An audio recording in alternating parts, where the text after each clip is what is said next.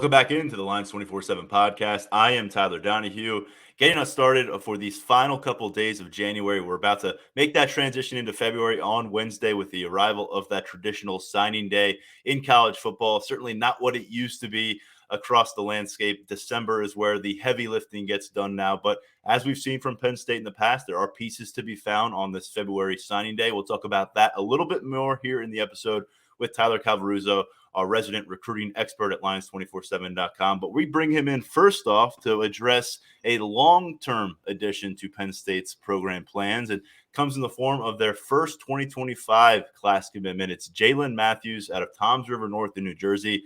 Young man is only halfway through high school in his career, but he's 6'5", 290, number 86 overall in 24/7 Sports early assessment of this current high school sophomore class. Guys that are going to be juniors next year on the field. Number 6 offensive tackle and the number 3 player out of New Jersey. I know, Tyler Calvaruso, you have been documenting the final stretch of this recruitment up on the board leading up to the announcement, which came around 11:30 a.m. on a Monday morning. We're coming to you a little bit earlier here in the week to address that commitment and several other things. We'll have Brennan and Daniel Gallen to break down Penn State's roller coaster ride in basketball a little bit later. But as I said, we begin here, Tyler. A long way to go to the finish line with Matthews, but hell of a start for Nittany Lions in that 2025 cycle.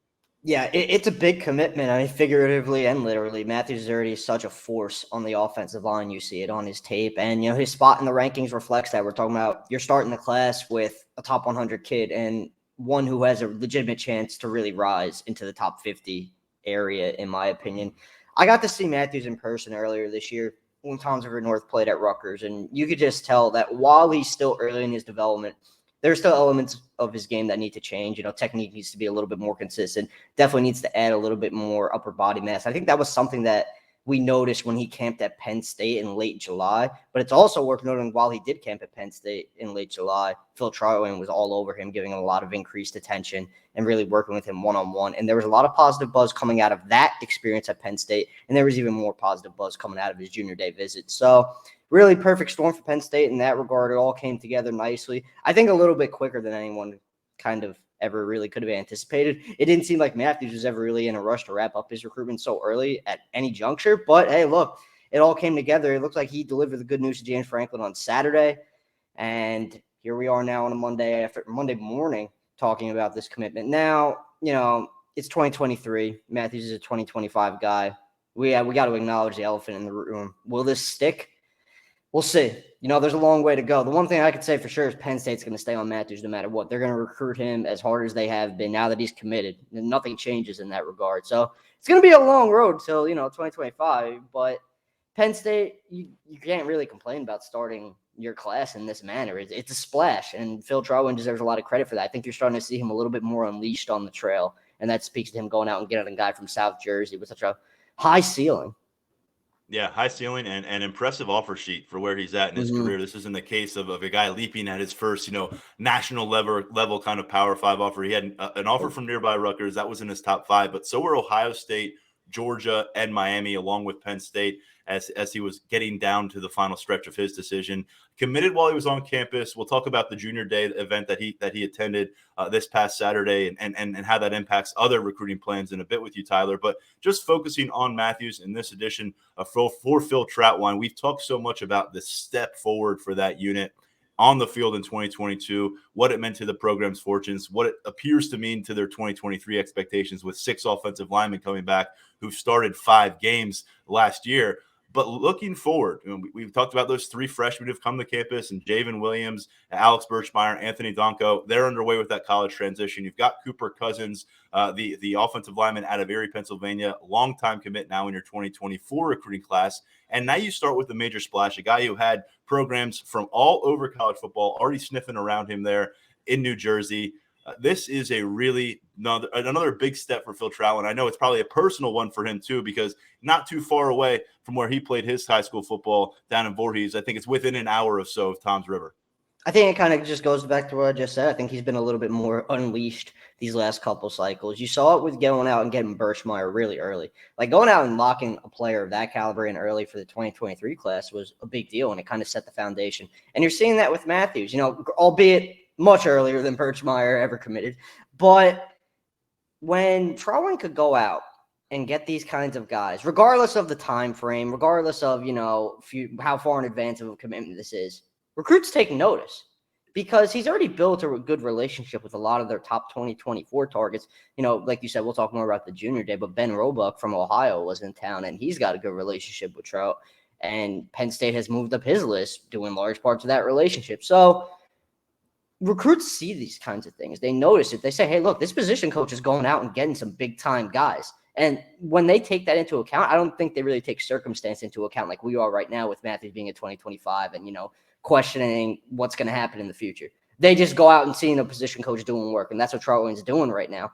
And I think that could pay some pretty big dividends for Penn State moving forward, whether it be with the 2024 guys, some more 2025 guys potentially, or getting their eyes a little bit open and saying, hey, look, maybe I want to join this class too. Why not get in early if he's doing this good of a job? I just think it opens the door for Penn State to really overall improve its offensive line recruiting. And we started to see that in 2023 with guys like Javen Williams and Birchmeyer and Donko all being highly touted prospects.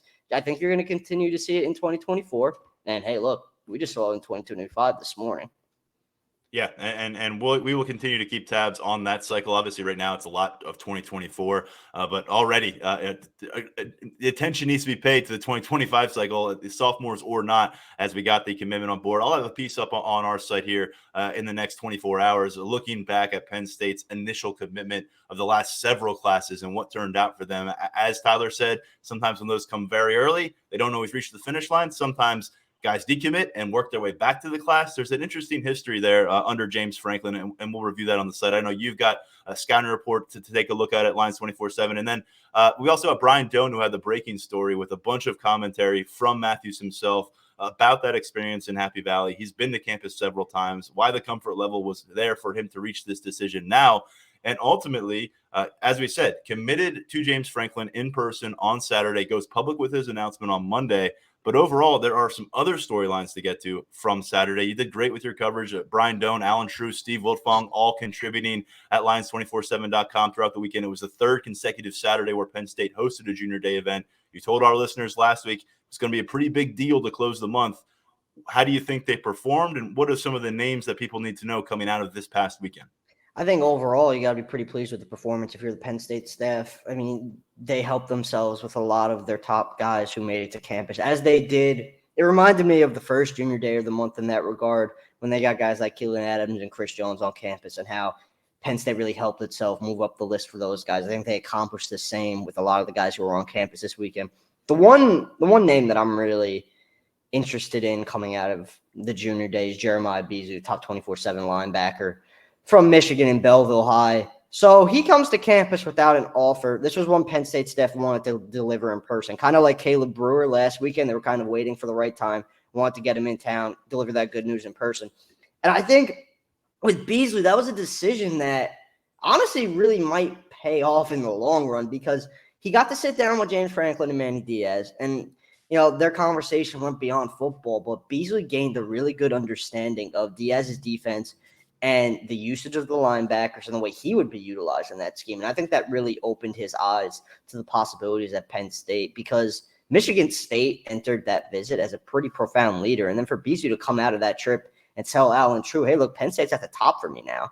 That's a pretty big deal for a kid who didn't even have an offer, 48 hours before. That's pretty notable. And I mentioned Roebuck. He's another one who he's got the Michigan crystal ball. Wolverines are the favorite there, but Penn State very much in that race. So two Midwest guys who I really, really zoned in on this weekend as big movers in Penn State's favor. There's another name I wanted to get there with you as well, because wide receiver is a spot. We want to see how the board gets reevaluated with new eyeballs on it, with a new position coach who we discussed a lot last week. And Hagan's obviously had his opportunity this past weekend to start gaining that familiarity. He posted photos of his sons at some Penn State facility. So everyone's kind of getting to the point where they're trying to start to grow some roots here. It's a tough thing to do after spending a decade in Virginia, but notably, there's a new offer that goes out at St. Thomas More, a familiar school for those who follow Penn State recruiting coverage at this point. 2024 wide receiver Sage Clogs, a guy that I believe we saw at camp this past summer, big-bodied wide out, and ultimately they determined they want to get in the mix for him seriously. Yeah, we did see him at camp this past summer, and like you said, the thing that stood out with him was his size. He is a big-bodied wide out on the outside. He's a guy who will go up and get it in traffic down the field. And I think Penn State, a big reason why they felt comfortable making this offer was Clogs being at St. Thomas more. They with going and getting Zion Tracy and Joseph Mupoya this past cycle, there's been a comfort established at St. Thomas More, and I think the Penn State staff is really appreciative, and they have a lot of respect for the way St. Thomas More develops their guys. I think there's a lot of trust there between the two sides now, stemming from Tracy and Mupoya deciding to call Happy Valley home. And you go out and offer a guy like Clogs, who's still pretty early in his development. The staff liked the way that he developed throughout his junior year. Now you get him to campus in the summer, and you work him out for Marcus Hagans, and you go from there. I think that's the approach that Penn State is taking with Clogs right now. But as for Clogs himself, we're talking about a guy who loves Penn State, and the fact that he has an offer, that puts Penn State easily at the top of his list from everything he was telling me. Loves the facilities, loves campus, loves the staff. He feels it's a fit for him on and off the field. So we're going to have to see where this one goes. That workout in the summer when Clogs make its campus to work out for Hagans, that's going to be very important in the direction this one goes. Because obviously Hagans hasn't had the chance to see him in person yet, coming over from Virginia. So this is all new for him. And how Clogs performs when he does make it to campus, that'll go a pretty long way in determining Clogs' future and his recruitment from a Penn State perspective. Yeah, I think a lot of the offers you see go out in the winter, whether it's guys in person at these junior day settings or guys, when the coaches are on the road, a lot of the first sentence is, hey, we want to put an offer out for you. And the second part of that sentence is, we want to get you on campus to take a longer look at you and evaluate you. And, it's a table setter a lot of times this time of year for what you want to accomplish in the spring and into the summer with these high school juniors going toward their senior years. And quickly going back to that 2025 class where Penn State now has a commitment, Steve Wiltfong had a story up on Lions247.com on Saturday night about Bryce Underwood, his family making the trip. He is, as of now, the number one quarterback in all rankings at 24/7 Sports for the 2025 class. Always good to get a solid foundation with a player like that. But locally, an in-state offer goes out to Antoine Black Jr., a defensive back. And tell us a little bit about what stood out from your discussion with Black. So my conversation when Black was going to, man, he was nervous walking into James Franklin's office to talk to him before the offer, man. He was telling me he didn't know what was going to happen. He didn't know what to expect. But, hey, look, he leaves that office with his first Division I offer from Penn State of all programs. That really caught his eye. Teammates with Rodney Gallagher over at Laurel Highlands, made an impact on the varsity level as a sophomore. He's still figuring out where exactly he wants to play position-wise at the next level, but Penn State likes him at corner. I think that's where he's going to be getting a lot of his looks, and he's very receptive to playing defense and playing in the secondary at the next level. So all is well in that regard. Black Jr., he's going to be a guy who's going to be making it back to campus in the spring. He's going to be a name we're talking about a lot because it comes back to what we always talk about with Penn State. They're not issuing these early offers to in-state kids if they're not serious. They're just not going to bother. That's just not the philosophy. So Black Jr., definitely one on the radar to know moving forward. I'd expect him back a bunch. Spring, fall, game visits, another junior day coming up. We're talking about a guy who's only still a sophomore. So there's a lot of room in his recruitment for him to get back to Penn State, and a lot of room for other Power 5 programs to get involved as well. And before we move on, you mentioned Bryce Underwood. See, my thing with Underwood is him getting to campus so early and getting the family to campus this early in his recruitment. It kind of reminds me of what Jaden Davis was able to accomplish, like what Michigan was able to accomplish with Jaden Davis.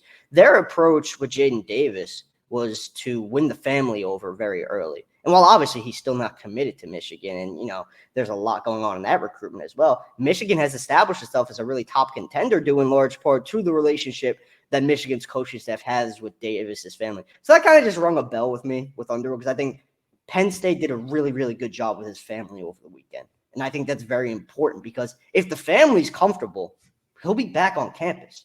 If the family is comfortable sending him to Pennsylvania, they'll be back. So good job by the Penn State staff there this weekend, I would say. Just wanted to touch on that. And, of course, your ability to recruit quarterbacks changes completely if Drew Aller goes and delivers a big sophomore season. Josh Pate talked about this when he joined us on our last episode of the podcast. If you missed it, please go check it out from last Thursday with Josh Pate. But big point that he made was Drew Aller goes out there and lives up to the expectations and lives up to all the buzz we're going to hear about during the next 8 months leading up to kickoff. all of a sudden Mike Yurcich has a spot in any living room in the country where there's a top-rated quarterback, because you've got the proof that on the other side of that recruitment process, you've got the production, you've got the development process happening. But Bryce Underwood, good quarterback to be in on at this stage of the 2025 cycle, as you talked about. Getting to the big picture of takeaways from January, I know there's a couple of names that we just touched on that probably fall into this category, but where was Penn State able to make some strong impressions on their target board through these 3 visit weekends with the guys coming to campus and getting that in-depth experience and face-to-face time with the coaching staff? So right off the bat, 2 Virginia guys jump out to me, and Keelan Adams and Chris Jones. And with Adams, I think this was already kind of in motion before Hagans was even the hire to replace Taylor Stubblefield. Granted, Adams has a good relationship with Hagans, and that goes back to Virginia's recruitment of him. And now he's got a wide receivers coach in place at Penn State who he's already very, very comfortable with. But Penn State was already pushing all the right buttons with Adams. They got him on campus for that first junior day of the month.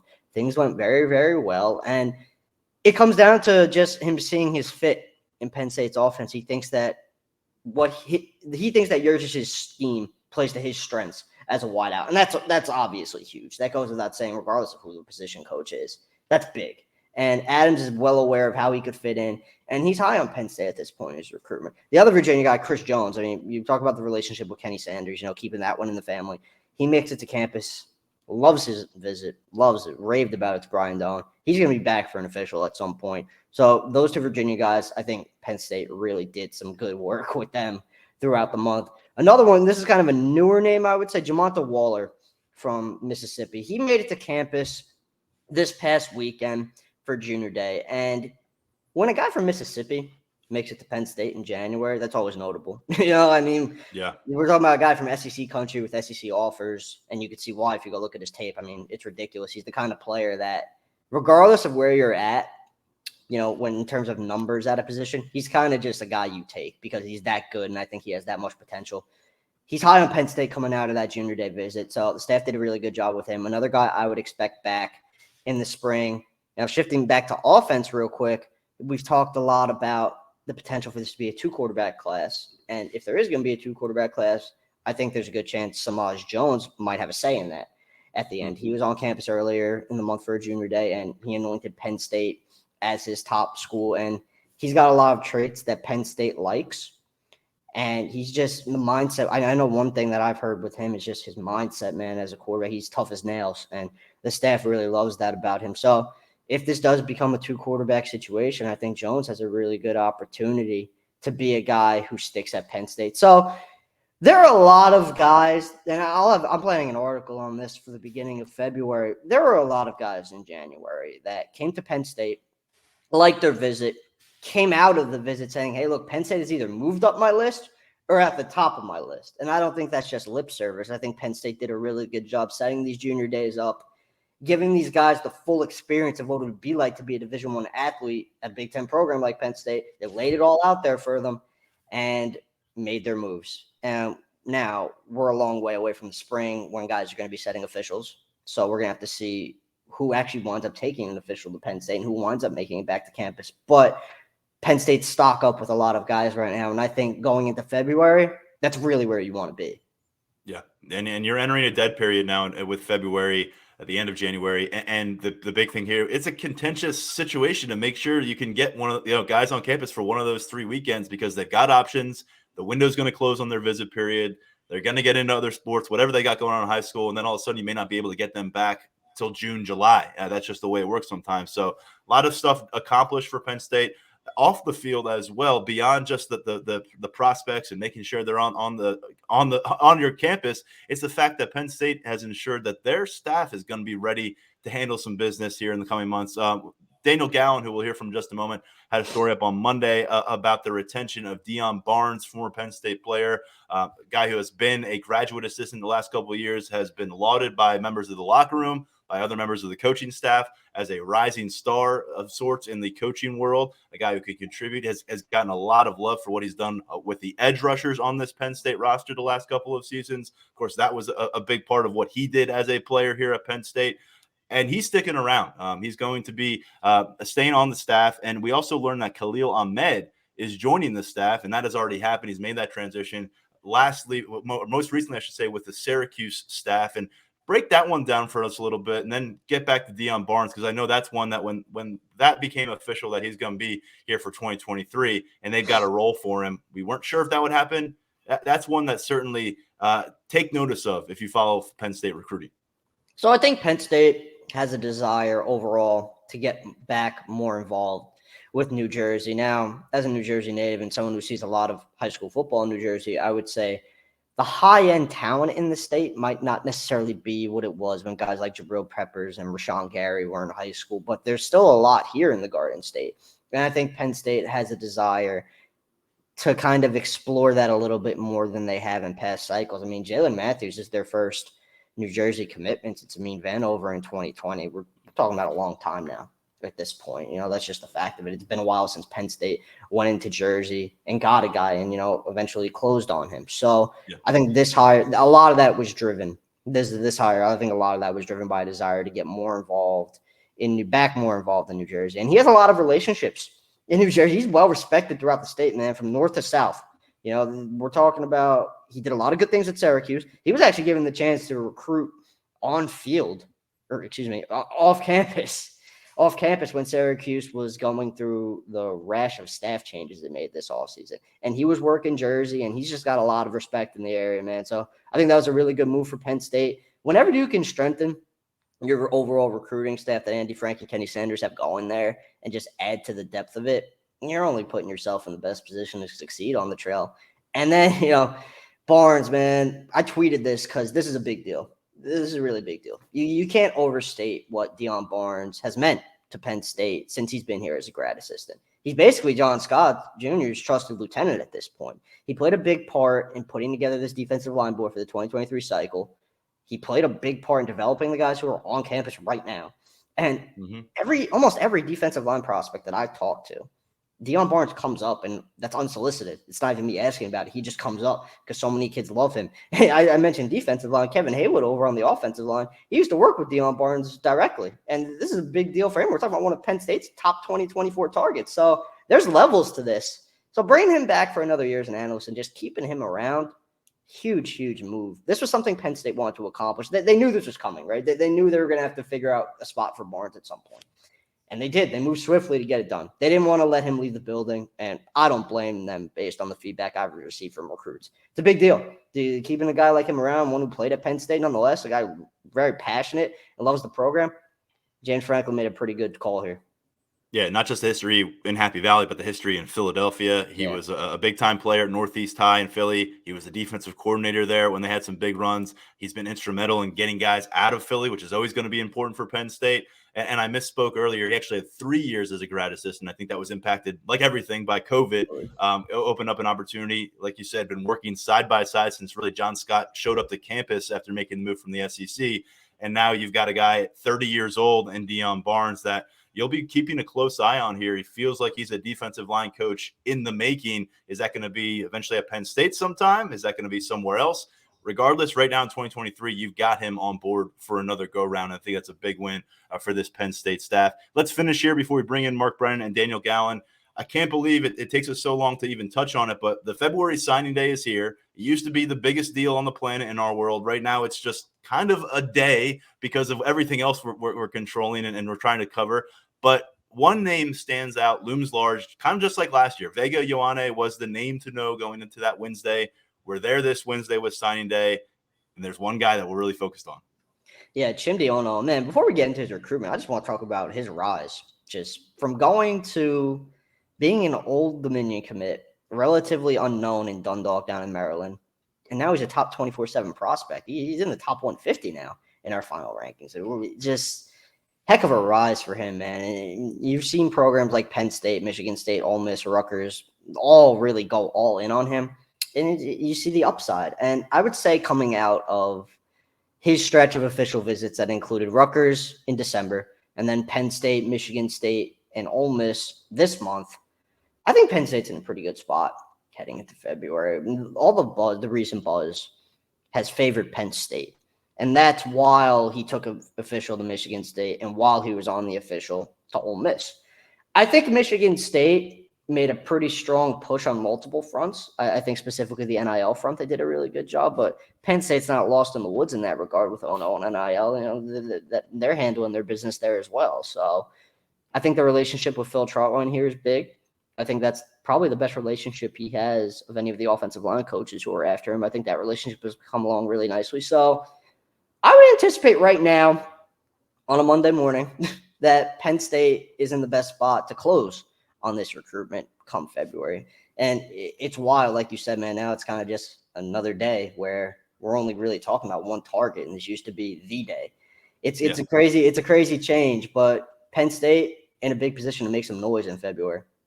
Yeah, and I don't want to set aside how important of a day this is for guys like Ono who are stepping up and making their decision on Wednesday. But we used to be, even guys who were enrolled, you're still waiting for them to officially sign in the past, and now it's just not the same setup. But hey, a lot to cover with you here in the last 25 minutes. Appreciate all the heavy lifting that you do for us at Lions247.com here on the podcast and breaking all this stuff down.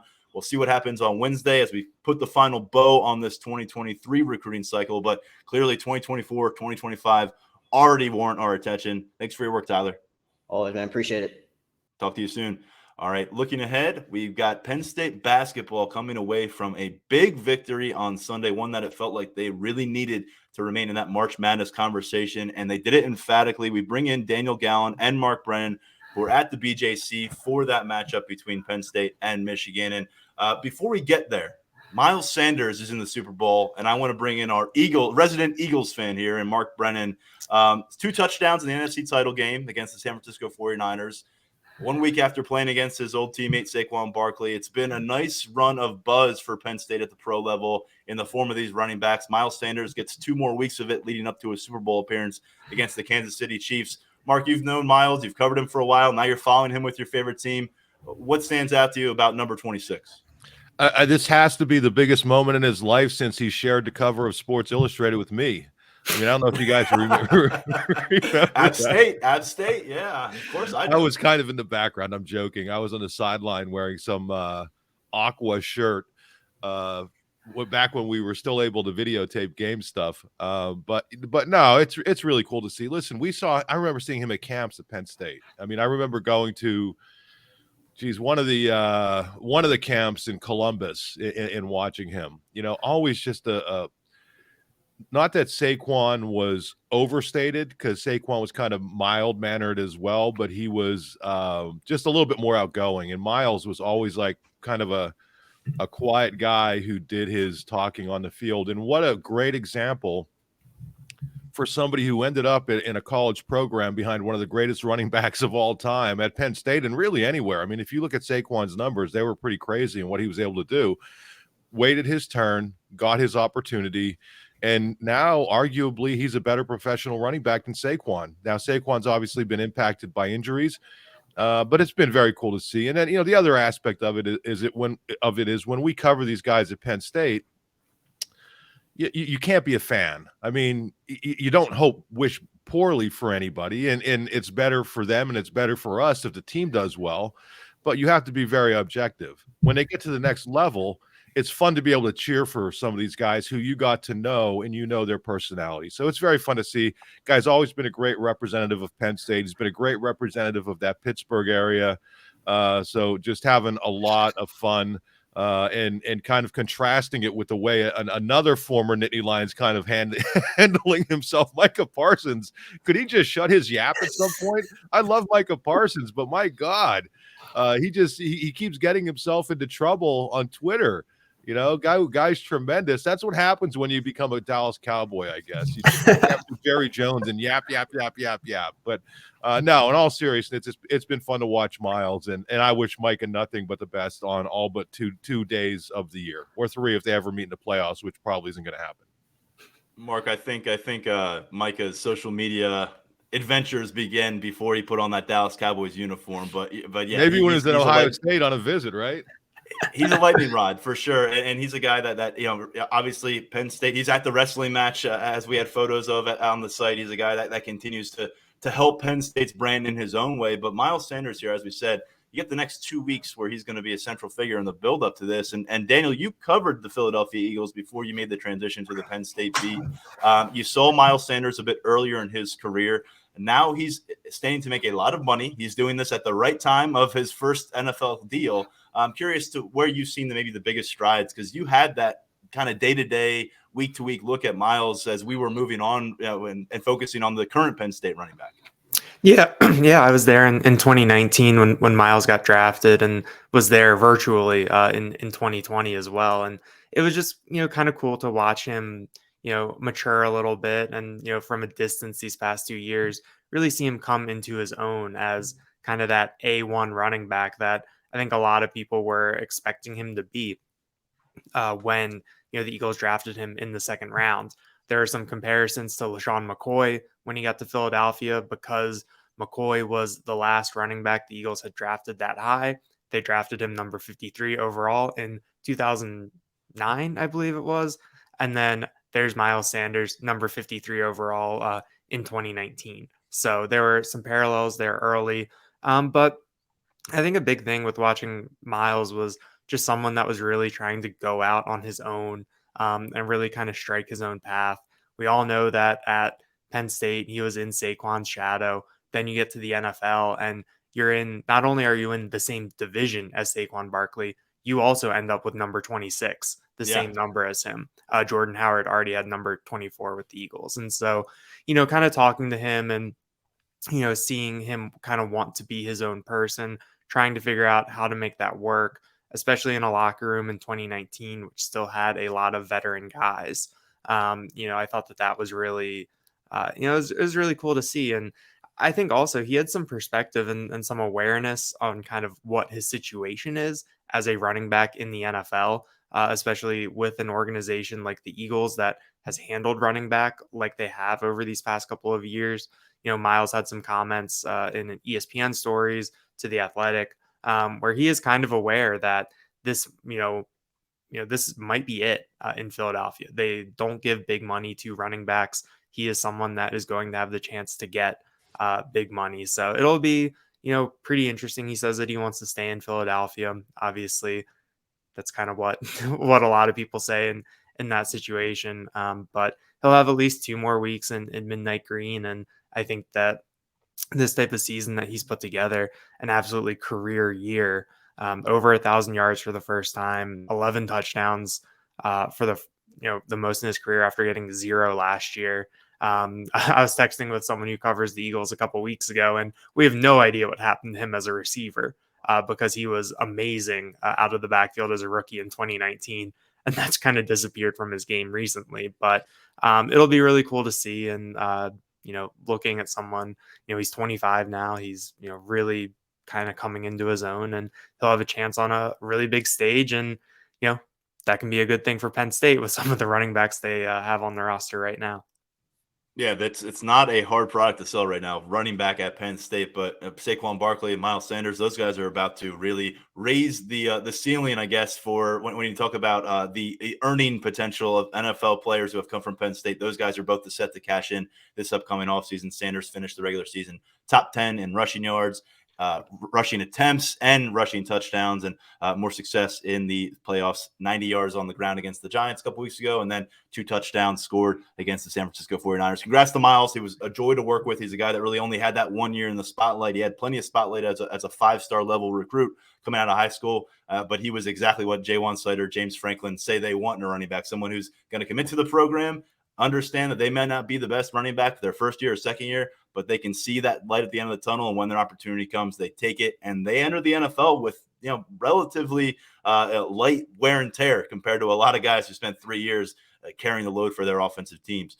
Let's focus on basketball now. Again, congrats to Miles, but hoops was in focus on Sunday, and we were going to be talking about this one way or the other. Tailspin situation or a really impressive bounce back, and it was a bounce back. Mark, not only did they beat Michigan coming off of a really, really poor performance that their coach let them know about at Rutgers, but they made no doubt about it and built a huge lead on Sunday afternoon in Happy Valley. Yeah, I think it tells you about kind of the feel that Micah Shrewsbury has for the pulse of his team. They lose by 20 at Rutgers. And that game, if you watched it, that really wasn't a 20-point game. That was more of like a 10 to 12-point loss. Rutgers left its starters in until the end, which is fine. I have no problem with that. Penn State puts its scrubs in with 3 minutes to go, and it got a little a little crazy toward the end. But nevertheless, after that game, Shrewsbury, you could only play this card once or twice a year. But he called his team soft. And then Dave Jones said, well, how else would you describe it? And Daniel and I texted each other at the same time. He said petite, and we both laughed about petite. What does that even mean in terms of basketball? But my point being, not great. Yeah. My point being is, if you do that after every loss, you're going to lose your team.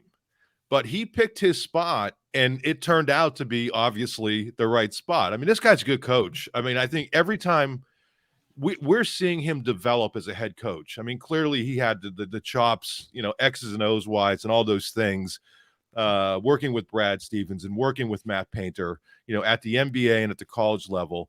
So clearly he's got the intelligence for it, but we're seeing him develop all of these kind of feel things. And that, to me, was as impressive as the win over Michigan. The fact that he pushed the buttons and the team responded. The other thing that he did, he made a change in the starting lineup. So he brings in Mikey Henn, who played in, I'm looking at the stats now, 12 games before that. Didn't start a single game. He's at his 5th college. He's probably 29 years old. I'm joking. I think he's 24, 25. But they decide to start him, and they put Caleb Dorsey back into the I remembered his name this time, Daniel. They put Caleb Dorsey back into the lineup. And the thing about that is, it's not necessarily just that they played well. It's that somehow he kept these guys engaged.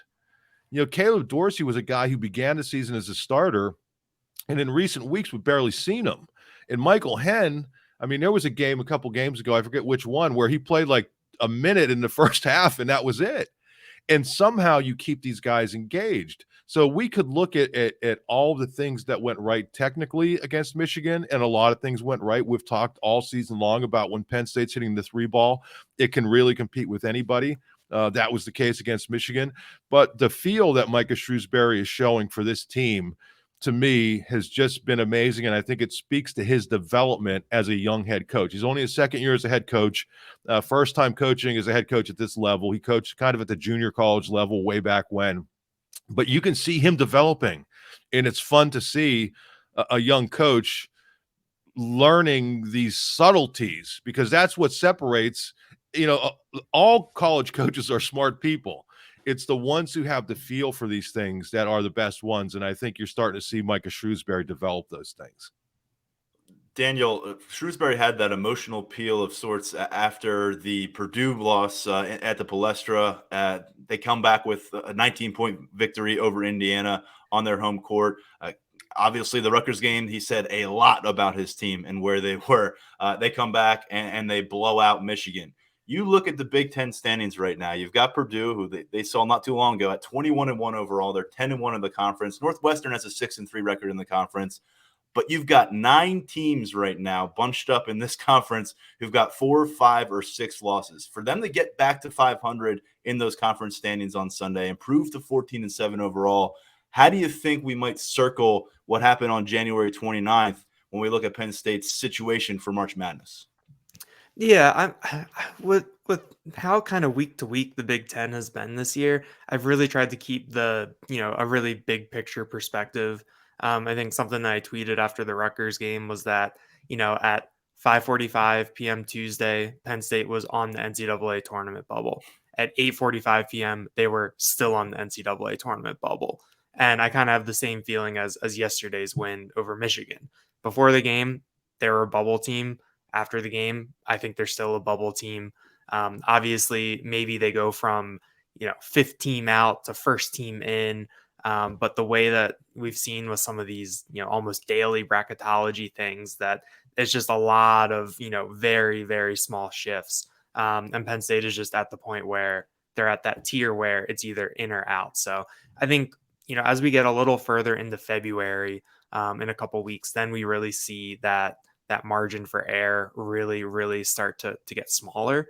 But I do think what we saw yesterday was it's a good sign. You need to beat a team, like Michigan, that is kind of going through its own struggles. I think that it would be fair to say that there are talented players on that team. I mean, Jet Howard was really, really good yesterday. Hunter Dickinson has been a good college player for the majority of his career. But I think but that's the type of game you need to win. You're at home. You have a good crowd behind you. You're going up against a team that hasn't necessarily been itself this year, and you do it handily, really leave no doubt. I think that in terms of confidence and, proving something, I think that that'll go a long way, for Penn State this season. It's not the type of win that, puts you firmly off of the bubble into the tournament. But I think that with how Penn State has been this year, and kind of weathering these, really almost seesawing effect with some of the results that they've had, I think that it bodes well for them moving forward. But we've got 10 games to go. That's in college basketball, that's a third of the season. It's a long way to go.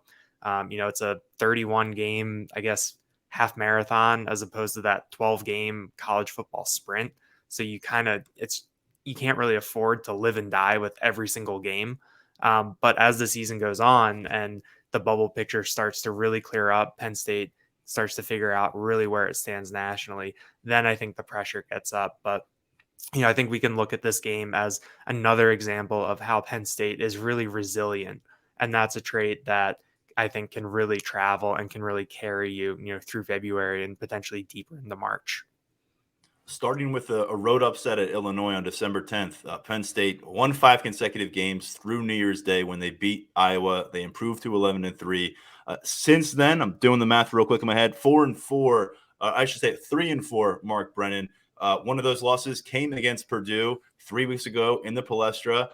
Number 1 ranking. They are well ahead in Big Ten conference race, and they are next up for Penn State. A trip to Purdue on Wednesday evening, followed by a trip to Nebraska the following Sunday. But just focusing ahead, you've already seen this matchup once. You both were there in person. What, in your opinion, Mark, must Penn State do to flip the script and put themselves in a position where maybe they're putting Purdue on upset alert deep into that contest on Wednesday night? Yeah, first thing, that's why the Michigan win was so big, right? Because you lose that game and all of a sudden you're 4-6 going to Purdue. And then you're staring down 4-7, and it's like, whoa. I mean, that's going to be a difficult situation. I like what the coaching staff did with Mikey Henn and with Caleb Dorsey, getting them in there in the way they defended Hunter Dickinson. He's a 7'1". He's going to be an NBA player, and they basically put Mikey Henn behind him, and then had everybody else kind of digging down and double, triple, quadruple teaming him. And I think that's what you're going to have to do against Zach Edey. Now, there's a big difference, okay? Michigan had one guy, Jet Howard, who really made Penn State pay for the doubling down. Jet Howard's going to be a lottery pick. I don't know if you agree with that. I mean, Daniel, but seeing him in person, yeah, I can see it. Yeah. He is good, man. He's like 6'8" and can shoot. But they had nobody else who could shoot. And that was that's not Purdue. And that's going to be the issue. So, but I think you have no other choice, because you had Zach Edey, who had 30 points in the last game, if I'm not incorrect. It was right around, 29, 30 points, Daniel? I think it was like 32. Yeah, 32. So he has 32 against Penn State in the previous game. That obviously didn't work for Penn State. So I think you try the same thing. And, the thing about Mikey Henn, he's 6'8", 240, not athletic at all, but he loves the physical play. And you need that against a 7'4", 300-pound guy.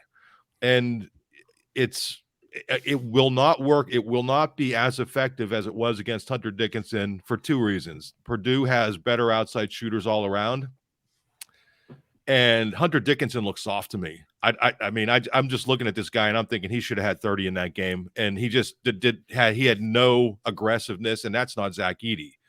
But I think you have to try that at least, and maybe get Edey out of his game, maybe get him to pick up an offensive foul or two. I think that those are the key things. For Penn State, what we saw in the last game is they were playing really well against Purdue. They were up 4-6, whatever it was at the half. and came out and had one of those long droughts. They cannot afford to have that against this Purdue team. Purdue's just too good. So does Penn State have a puncher's chance? It does if the three ball's falling. But what have we seen with this team this year? Shooting over 42. It's probably even higher than that now, percent from the 3-point line at the BJC, but not shooting that well everybody else. They did so at Illinois, but at Rutgers they were 3 of 26 or whatever the heck it was. So they really have to hit their threes, and I think they have to be really physical with Zach Edey and hope things break your way. But I just don't know that man for man they're talented enough to pull off this upset. We'll see. Rutgers won there. I mean, Rutgers is a much better defensive team. Micah Shrewsbury made no bones about how tough Rutgers was against Penn State, but Rutgers was able to pull that off at Purdue. Penn State's going to have to hit the three ball, going to have to do as well as it can do against Edey, and hope that maybe Purdue doesn't make a lot of 3-point shots. A 1-point loss to Rutgers on January 2nd remains Purdue's only loss in the season. Edey, by the way, against Michigan State on Sunday, went for 38 points, 13 rebounds. So he's coming in hot. And you've got your hands full with that matchup on Wednesday for Penn State. I wanted to finish off because I think we went this entire time without speaking too much on Jalen Pickett. But my final kind of point here and topic of discussion, Daniel, is the fact that kind of ho-hum, he leads them in rebounds, assists, and points again against Michigan, 25, 8, and 8. A few weeks ago against Purdue, he was a big spark plug and a big part of the reason why they held the lead at halftime. He ended up with 26, 9, and 8 against the Boilermakers that evening. Do you feel like there is what's the better route, a course of route here? Is it him going and playing big time ball, or is that not sustainable against Purdue? Does it have to be a distribution of wealth? Because that, to me, didn't seem to sustain into the second half. Whether it's fair or not to him, Purdue was able to adjust, and it doesn't feel like Penn State, that supporting cast, was able to do its part to keep Penn State involved as that second half got away from them. I thought Mark did a good job of really laying out Pickett's impact against Michigan in his top takeaways piece, where Pickett came out really hot. He had 9 of their first 11 points. He had 14 points in basically the first 8+ minutes. He was not afraid. He was aggressive. He got into the lane, and Michigan didn't really want to have anything to do with him once he got down in there. And then as the game went on, you saw him morph more into that distributor role, with Michigan making some adjustments, and he was really able to find some open players to make plays. So I think that when Penn State is at its best, you get the best of both worlds with Pickett. I feel like I have the thought almost every week where you look at Pickett's stat line, like, yesterday it was 25, 8, and 8. He's trying to become the second player since 2000, I believe, to average 17, 7, and 7 on the season. And you kind of think, this isn't really that sustainable. He's going to get cold or something's going to happen at some point. And who is the other one, Daniel? Denzel Valentine from Michigan State, who was a big time player in the Big Ten. So I think that Pickett has really kept this going, but he is at his best, and Penn State is at its best when you can get Andrew Funk and Seth Lundy to step up. I think the fact that we saw Mikey Henn hit those open shots that he was getting was a pretty big development. But Penn State just needs a third guy to step up in every game because Pickett has, I think, established that game in, game out, what you're going to get. Seth Lundy really quietly, I think, has been super consistent this year. I believe there's been only 2 games where he hasn't reached double figures. So you're getting him pretty much night in and night out. But that question is, who's going to be the third guy? In that Purdue game at the Palestra, they never got that third guy to step up. It was Pickett and it was Lundy. And then Cam Winter was off. Andrew Funk was off. Miles Dredd was off. So you look at what Penn State needs to do. They need to get a third or fourth person to step up. And that hasn't really been a guarantee. But then you look at a game like yesterday where Funk starts hitting those threes. And then Mikey Henn steps up as the fourth scorer. That's what Penn State is going to need if they want to make some noise in the Big Ten tournament, in the NCAA tournament. But Pickett is going to give them a chance, it feels like, every night. At this point, Pickett averaging 17.6 points per game, 8 rebounds, 7 assists, shooting 51% from the field. As we said, Penn State now, a couple Big Ten road trips with Purdue up next on Wednesday, Nebraska on Sunday, and then they are back home next Wednesday for a nighttime tip-off against Wisconsin. Gentlemen, appreciate the coverage of Penn State basketball, bringing that knowledge here onto the podcast. Talk to you real soon. I got one more Super Bowl note real quick. What do you got? As a poster pointed this out after the game last night. Zach McPherson, another former Nittany Lion who spent the beginning of his career at Penn State before transferring to Texas Tech. He's carved out a nice little role as a special teamer with the Eagles. So, it says Texas Tech next to his name on all the NFL websites, but he spent some time in Happy Valley. I talked to him before the NFL draft in 2021 at my old job. And, he spoke very fondly about his time at Penn State, kind of giving him the chance to, have that base. So when he went to Texas Tech, he was able to be a really, really effective cornerback and put himself in this position. So that I didn't want to leave him out. And that, because that had slipped my mind yesterday while I was watching that game. We remember Zach pretty well around here. So another name to keep an eye on there for Penn State fans in that Super Bowl matchup a couple weeks away. Daniel, Mark, appreciate you. Talk to you soon. Thank you. Yep. Thanks. All right. Good stuff from all of our colleagues at Lions247.com. Mark, Brennan, Daniel Gallen, Tyler Calvaruso for the first half of this show, breaking down the commitment from Jalen Matthews. A lot more on that commitment at Lions247.com, including a scouting report, a bunch of quotes from Matthews himself about why this was the right time to make this move. And I'll have a piece up on the site here coming up soon, looking back at each of the initial commitments that have come on board for the last several cycles as Penn State jump-started their recruiting classes, now underway with 2025. As we look forward on the recruiting trail, as we always do. We're back with another episode later this week. We'll break down everything that went down on that Wednesday, February signing day, whether Chimdi Ono is on board or not. We're going to have reaction to that. Could be a really big addition for Penn State. James Franklin on signing day back in December pointed to 3 areas of emphasis that they wanted to address in the winter if possible. One was defensive back. They have since added an all-conference performer from North Carolina in transfer Storm Duck. The other was wide receiver. They have since added 2 players there in Dante Cephas and Malik McLean to their 2023 plans.